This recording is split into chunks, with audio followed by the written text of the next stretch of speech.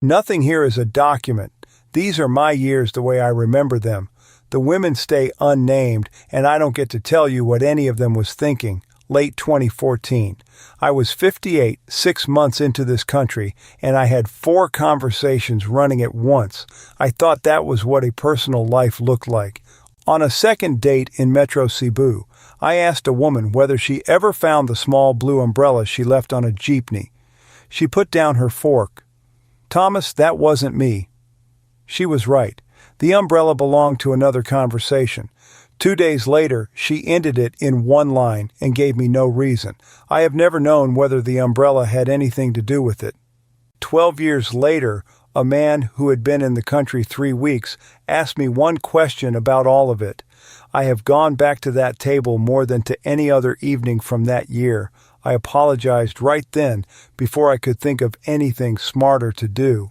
I did not make it into a joke, and I never told her which conversation the umbrella had come out of. She never asked me to.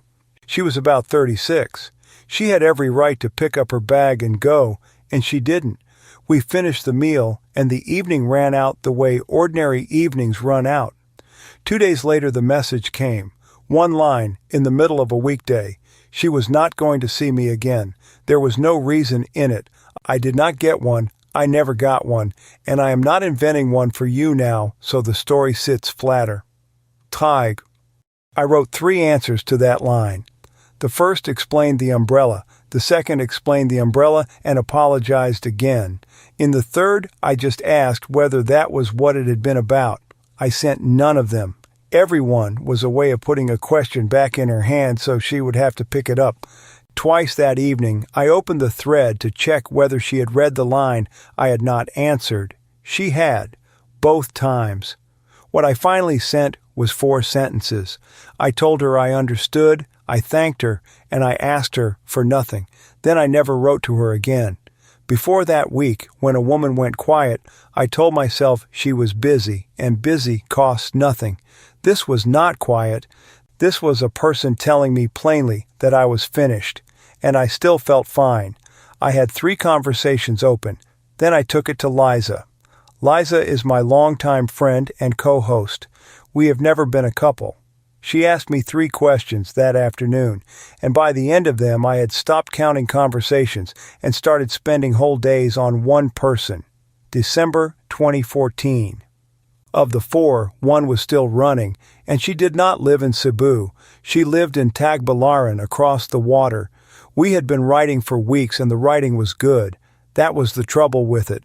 I could have kept that up for a year and called it a relationship, and at the end of the year I would have had precisely what I had at the start of it, a phone that lit up in the evening. So I asked her for a day, not some time, a day, with a date on it, and that costs something, and I don't mean the fare. A message can go unanswered, and nobody has to be embarrassed about it. A day is different. If I asked for a day and she said no, then it was over out in the open, and I would have to carry knowing it. She said yes. I bought a seat on the passenger ferry and bought the return at the same window, on the same trip, which is how a man buys a ticket when he is not confident he will be wanted for very long. On the morning of it, I got down to the terminal absurdly early and sat there with the ticket folded in my shirt pocket. I did not tell anybody I was going, not Liza, nobody. If it went badly, there would be no one to report it to, and that felt like a precaution at the time. The place she picked was public, with the door open onto the street. I put the folded return ticket on the table next to my cup. I don't know why. Habit, probably. 30 years of keeping the schedule where I could see it. 10 minutes in, I looked at it. A while after that, I looked again, and that second time she saw me do it. She reached over, slid it a couple of inches toward my side of the table and said, "You still have time." I laughed before I could dress the laugh up into anything. Then I put the ticket in my pocket, and I did not take it out again while we were sitting there. When we left, she said there was a walk worth doing. Busy street, plenty of people, nothing dramatic about it. We did that. Then she picked somewhere simple for lunch, and I let her pick it, which sounds like nothing and was not nothing. For a year I had been running every evening I had. Where, how long, and when it ended. That afternoon, somebody else ran it, and the afternoon was better than the ones I ran. Before I got on the boat, we both took out calendars and wrote down a day. Paper ones, both of us. I still have mine. January. The day we had written down came around, and I got on the boat again. She asked me at the table whether I had the return ticket on me this time. I patted the shirt pocket. We both laughed at that, and it was an easy laugh, the kind you only get with somebody you have now spent 2 entire days with. At the end of that second day, I said we should pick the next one, the way we had picked this one. She took out her phone and showed me her work schedule for the coming weeks. Then she said it plainly. She could not keep crossing the water on any regular basis, and moving was not in her plan. I said my half just as plainly. I was not leaving Metro Cebu, and I did not want the kind of thing that only exists on a rare weekend with a boat in the middle of it. So both of us had said the true part, and then neither of us said the next part. Nobody said no. Nobody said this is finished. We let the afternoon run out, and I stepped onto that ferry with something hanging in the air that either one of us could have taken down in a single sentence, and neither one of us reached for it. What I brought home was the stub from that crossing, the stub from the first one, and a square in a paper calendar with a day written in it and nothing underneath. 2 stubs and 1 empty square. That is the entire physical record of the only thing in 12 years that ever got as far as a second day. Keep in mind how small that pile is, because in a minute I am going to put it down in front of somebody. What actually happened to my personal life in the 12 years after I moved here at 58, and who ended up paying for the parts of it I never said out loud. I came home from the second trip with 2 ferry stubs and an empty calendar square. I put them in front of Liza and called it a failure. Liza, the first time I brought you one of these, you took something off me and never gave it back. So, gimsai. I remember these years from the other side of a desk, and I am telling them from memory too. Nobody I ever put in a room gets named here. 3 questions, he remembers 3. What I remember is being annoyed. He came to me 2 days after the umbrella, and he was not upset. That was the first thing I noticed. He told me about the woman who had ended it the way you tell somebody about one bad hand in a game you are still ahead in. And then he said the sentence. Finally, something is happening. I have heard that sentence at a front desk more times than I could count, from men 3 weeks off a plane and from men who had been here 10 years. It almost never describes a person. It describes a phone. So I asked him for one concrete thing about each of the 4.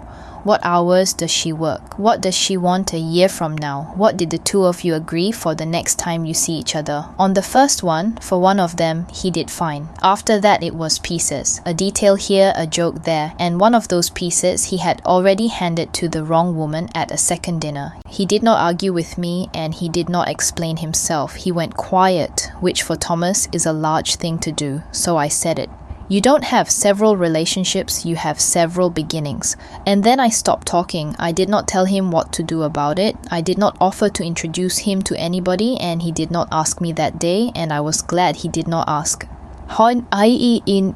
What I took of him that afternoon was a number. He had been measuring himself by how many conversations were open, and a number like that will keep a man company for years. Take it away and there is exactly 1 test left, and it is expensive. Spend a whole day on one person, see whether there is a second day. He sent that woman a short apology. He did not ask for the evening back, and he stopped opening new ones. He came back from the second crossing and put the evidence on my desk. 2 used ferry stubs and a pocket calendar, open, with a day written into 1 square and nothing written under it. He called it a failure. He used that word twice in about a minute. I turned one of the stubs over. There is nothing on the back of a ferry stub. I did it because I wanted a second before I answered him. Here is the one thing I actually know from where I sit, and it is small, but it is mine.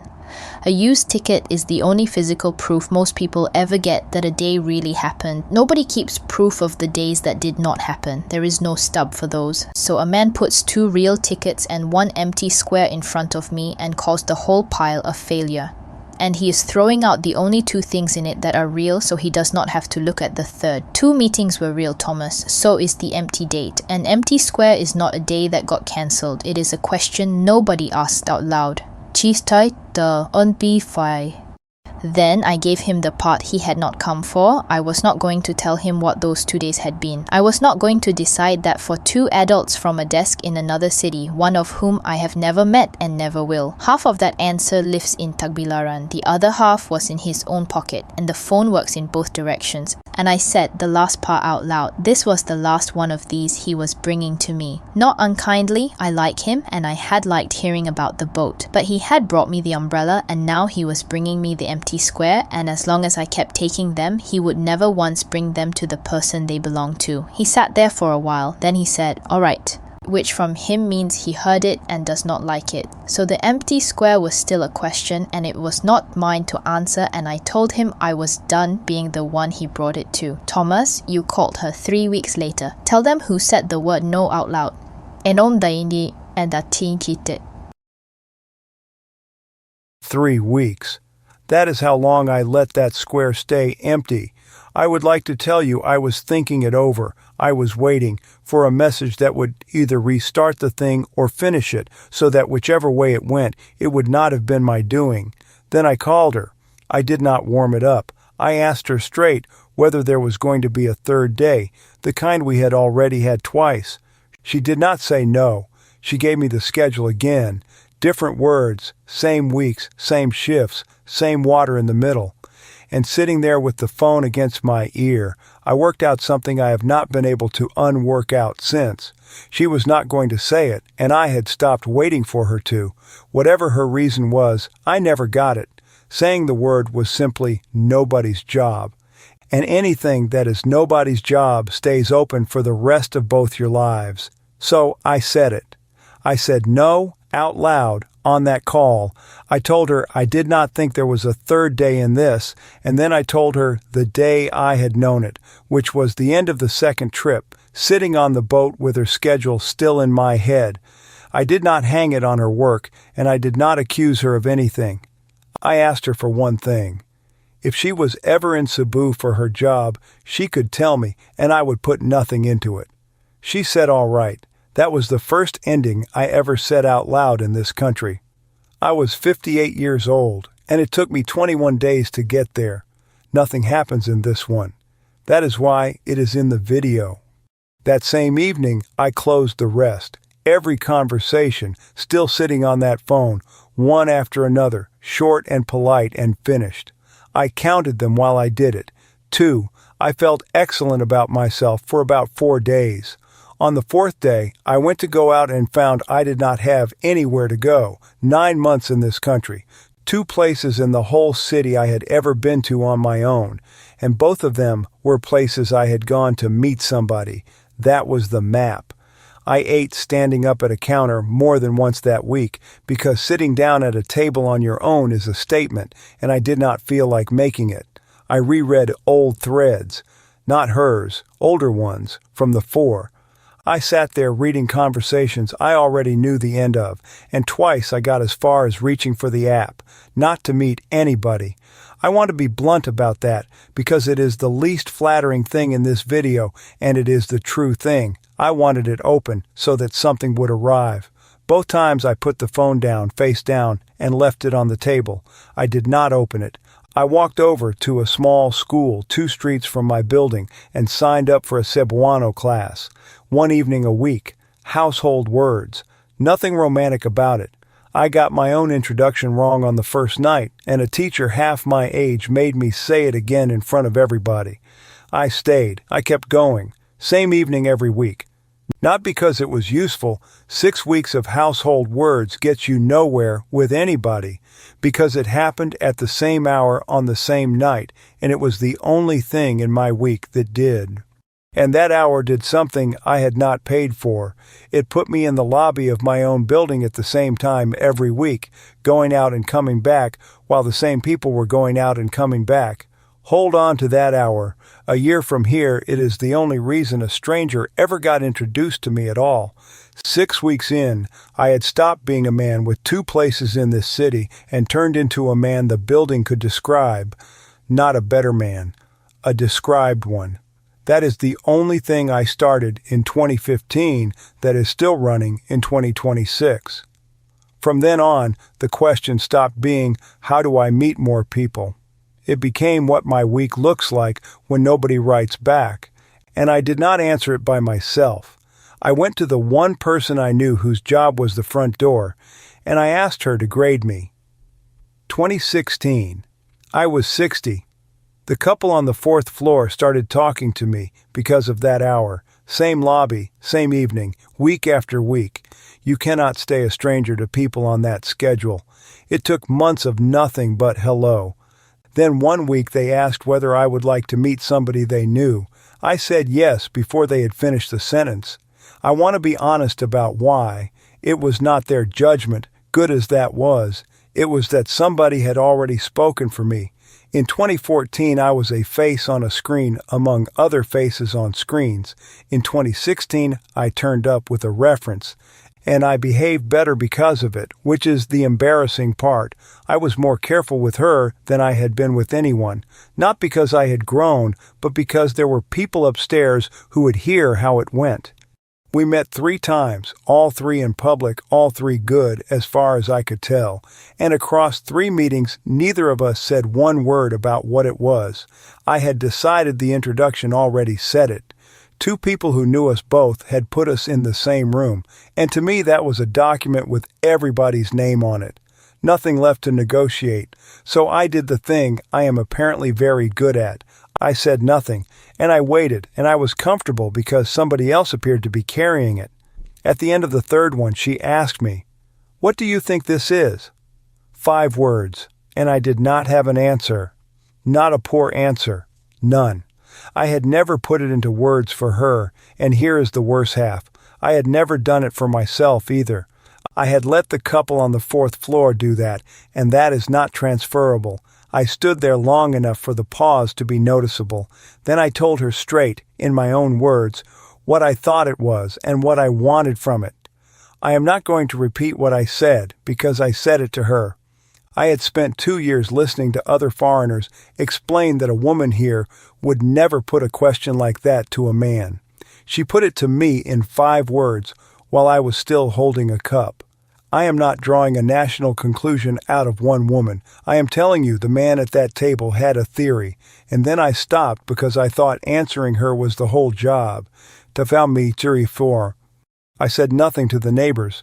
Not that week, not that month, not once, and it did not occur to me.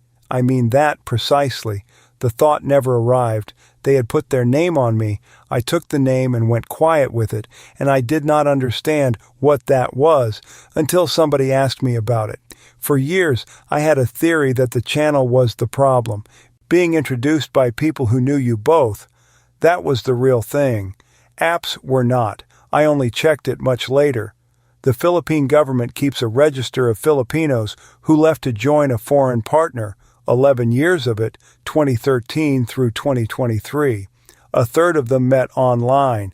Personal introductions, workplaces, and relatives together came to more than half. That is not a ranking, and nobody in that file is graded on sincerity. It killed the theory, and it left me with the evenings themselves, which I had never once worked on. What the file could not tell me was the thing I actually needed. Who else is standing behind an introduction, and what does it cost them when it ends? Nobody writes that down. Somebody had to say it to my face, and it took a year. No diagnosis in this story, just a room I could not hear in. 2019, 63, and by then I was good at the parts of an evening you can arrange in advance. I picked the restaurant. Live music, hard floor, hard walls, the sort of room that looks like a good decision in a photograph. I picked it because I wanted the evening to look like something. I could not make out a word in there, not one clean sentence, all night, and I did not say so. I nodded. That is the whole technique. You nod, you watch the face, and you laugh a beat behind everybody else. Twice I answered something she had not asked me, and I have no idea what either answer sounded like. Then near the end, she said something about the coming weekend, and I said yes to it. I agreed to a plan I had not heard. I did not know what day it fell on or what it involved. And I sat there and watched myself do it. By the middle of that evening, I could see the whole of what I was doing, and I kept doing it, because the alternative was saying one sentence about myself in a room I had chosen. We came out onto the street, where it was quiet, and I said it. I can't hear you in here, and I have been agreeing to things I didn't catch. That was all of it. I did not explain, I did not apologize twice, and I did not give her a history of my ears. There isn't one worth telling. The cost was immediate. The evening I had built was gone. The room, the music, the man who had chosen well, and I lost the right to pick the place, which I had been using the way some men use a wallet. I told her she should pick where we went next. She picked somewhere quiet. I have chosen every place by that test since. Not how it looks, whether two people can hear each other in it. And then, on that same street, something happened in about 4 seconds that cost me more than the evening had. I had said yes to a weekend I never heard, and it had taken me until the sidewalk to say so. So I asked myself what else I had been agreeing to without hearing it, and the answer came up fast, and it was a great deal larger than one evening. What was any of this? 5 years of evenings, and what were they? Nobody had ever made me define one. So I went and looked at what the country thought they were. I did look it up finally in 2019, and then again for this. The Bureau of Immigration has exactly one visa in the whole book that is built on a relationship. It is called 13A, the immigrant visa by marriage, and the rule is one line: a foreign national, on the basis of his valid marriage to a Philippine citizen. That is the whole rule. It is the only version of a personal life this country writes down, and look at which way it points.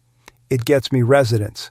Nothing else I had here in 12 years was ever on a form, not one evening of it. The state never had to know.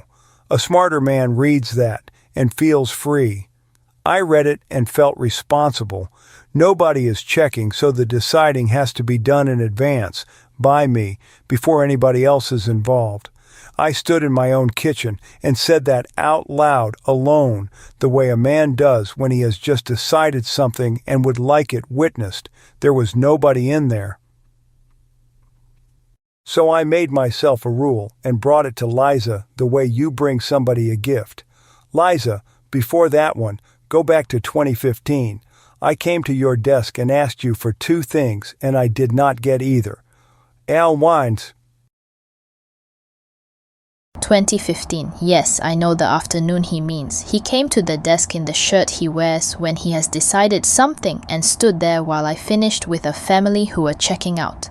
Then he asked me 2 things. The first was whether he was doing better than the others. I said no. Not no, you are not doing better. No, I am not going to tell you. He thought I was being modest, so I explained it, and I will explain it here because it is the only part of my job I am certain about. I meet people at the door. I see the first 3 days and sometimes the last morning. I see who is charming in a lobby. A lobby is not a life. I do not see the Thursday when nobody calls him. I do not see how he speaks to a person he wants nothing from.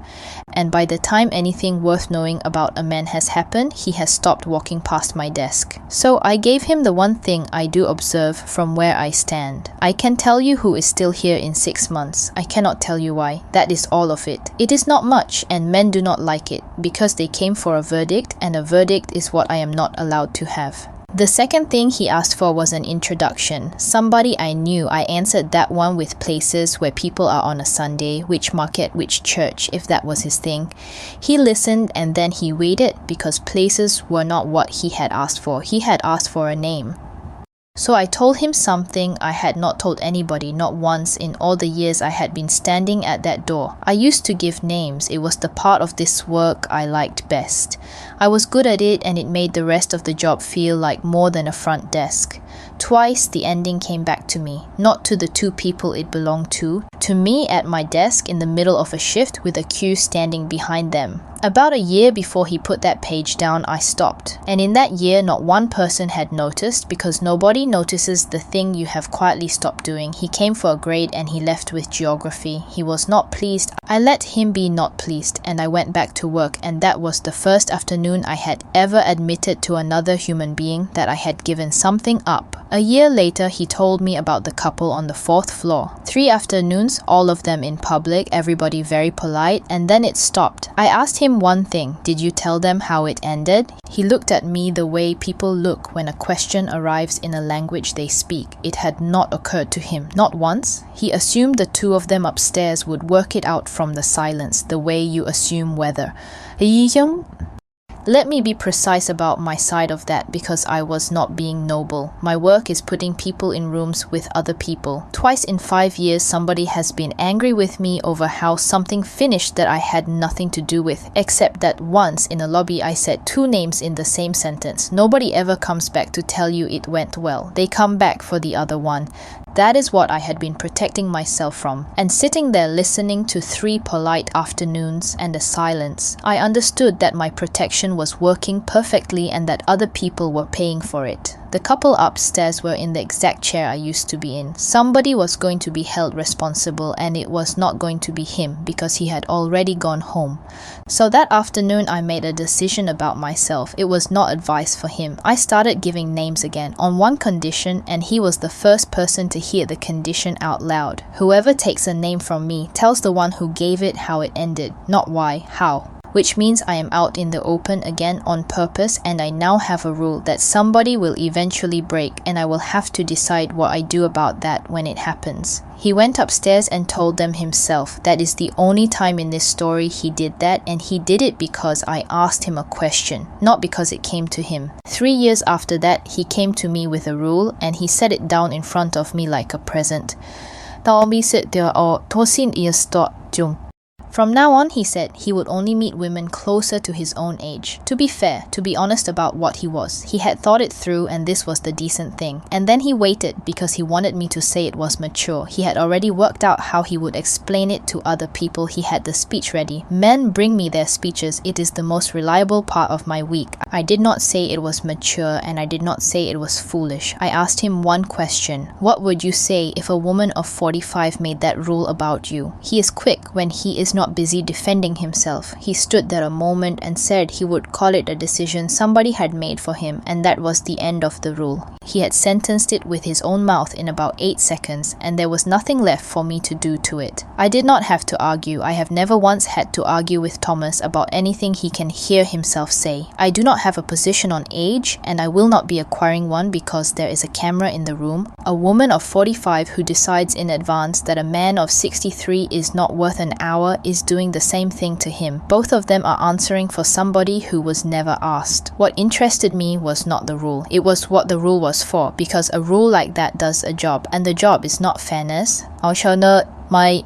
If you never begin anything, you never have to finish anything out loud. Nobody is sitting across from you at the end. Nobody has to be told. There is no third person to walk back to, and no afternoon like the one he had upstairs. It is not modesty, it is a way of not being in the room at the end. I told him that, and I told him where I was standing when I said it, which was on 3 years of a condition I made and have kept. He had found the way around it, not deliberately. He had simply designed a life in which my condition could never apply to him. He did not defend himself, and he did not thank me, which I appreciated. He asked me what he was supposed to do instead. So he dropped the rule and took mine, and he took it further than I had put it. My condition only covers a name that came from me. He applied it to endings nobody had introduced at all, which was not what I asked for and is harder than what I asked for. I told him it would cost him evenings. He said he knew. He did not know. Now, this year in this room, before we recorded any of it, he wanted to say that moving here changed his personal life. He liked that sentence. He said it to me twice. I will tell you what I have actually watched for 12 years, which is smaller and much harder to argue with. He leaves his apartment, he answers people, he goes back a second time, and he ends things earlier than he used to. Those are 4 things a man does. They are not 4 things a country does. My no t-shirt. And I am not handing it to Ohio either. I do not know what he would be like there, neither does he. Nobody gets to run the other version of a man's life and then read out the results. People ask me for exactly that, in a politer form. Would I do better there? Would she have said yes at home? I used to have opinions about it. I have had this job long enough now to notice that my opinions and the outcomes were never related, and that the men who wanted my opinion most were the ones I could tell the least about. Here is my own limit, and it is why I will not do the fortune-telling people come to a front desk for. 15 years at that desk and I still cannot tell you on day one who stays. So I did not want his sentence. Sentences are cheap in this room. I wanted the thing he has now told me twice and gone quiet in the middle of both times. A cafe in July and a man who had just arrived. So I am not handing this country the credit for what he learned to do. Thomas, that cafe. Both questions in the order he asked them, and answer the second one out loud here the way you answered it there. Take. I have had this conversation more than once. I am telling it as one, because the answer I gave was the same every time. The last time was in July, in a cafe I have been going to for years. A man about 55 who had been in the country 3 weeks told me who had promised him. His brother-in-law, a guy from his old job, 2 men at a barbecue. Men get married here all the time, it just happens. Then he asked whether it had worked for me. I gave him the version I have given at that same table to a dozen men. You get out more. There are more chances. It beats what I had. It is a good version. Every sentence in it is true on its own, and the whole thing is false, and I know it is false because of what happens to a man's face while he listens. His shoulders came down while I was still talking. Nobody should be relaxing at that table, so I gave him the only honest number I have instead. In 2024, this country registered 371,825 marriages. 3,789 Filipino women married American men that year. It's real, it's small, and it says nothing about you or me. He let me finish. Then he said, "Okay, are you with someone now?" I want you to know how long that pause was, because I have replayed it. It was long enough for me to try 2 answers in my head and throw both of them out. "No," I said, "not right now." 70 years old, 12 years in this country, and that is the true sentence. He didn't flinch and he didn't gloat. He just waited, which was decent of him. I did not ask him anything back, and I did not change the subject. He left first. I paid for both coffees, which is the only thing about that hour I am proud of. The men before him asked me about the country. He asked me about me. That is the entire difference between an hour I have forgotten and an hour I am still carrying around in August. So I gave him the part that is actually worth carrying, and it is not encouraging. In 12 years, I have not gotten better at being chosen. I have gotten better at 4 things. 3 of them just get me out of the apartment. I leave the house on a night when nothing is going to come of it, I answer, and I say yes to a Tuesday that isn't romantic. The 4th one is the only one that ever cost me anything. When a thing is over, I say so out loud on the day I know it, to her and to whoever put the 2 of us in the same room, instead of letting it thin out over 4 months, the way the man who got off that boat in 2014 would have. 3 of those cost me nothing, and I want to be clear about how cheap they are. Leaving the apartment on a dead evening is shoes. Answering is a thumb. Saying yes to a Tuesday with no romance in it is a language class, or a neighbor, or a coffee with a stranger. The 4th one cost me the end of an evening every time, and it has never once gotten easier.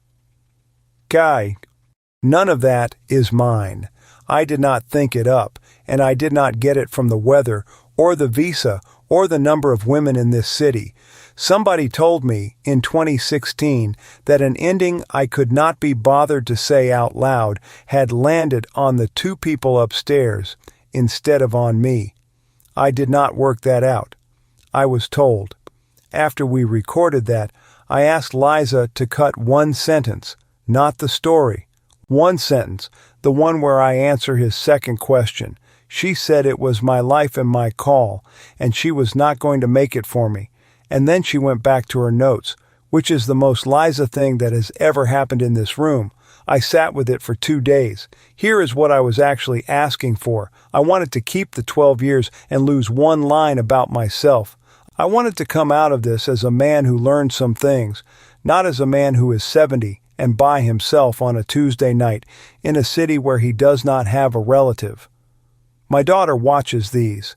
That is the real reason I wanted it out, and I am saying it out loud so nobody gives me credit for nerve I did not have. I left it in, not because I am brave, because the man in the cafe did not get an edited version, and a video that takes out the one true sentence about the man talking is not worth the 40 minutes in front of it. That is the price of the last 5 minutes. Not a lesson. One sentence I would have paid real money to take out. One thing to do with all this, it is not a test. Before you open one more conversation, take the one you already have and ask for a second meeting on a specific day, a date you both write down, and in the same message say how far it is and which one of you is going to travel it. Not, we should do this again, a day, a distance, and a name. Then write down what she actually answers, not the version you were hoping for. A yes gives you one day you can repeat. A blank square gives you something you are going to have to say out loud yourself. Neither one tells you anything about her heart, and you are not entitled to that part yet anyway.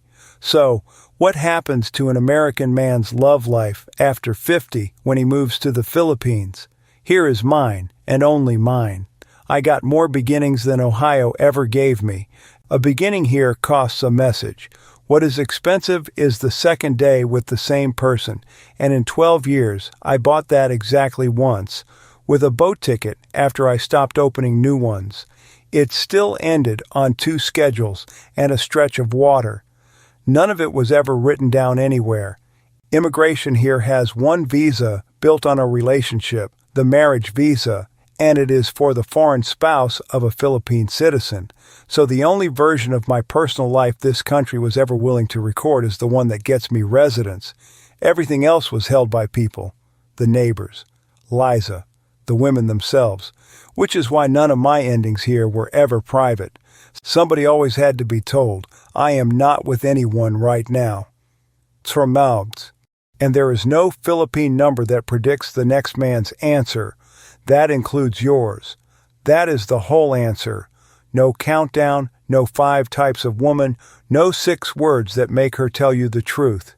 If you want the version with the empty squares left in E, where nobody promises you an outcome, and the person who actually lives here is allowed to say she does not know, subscribe.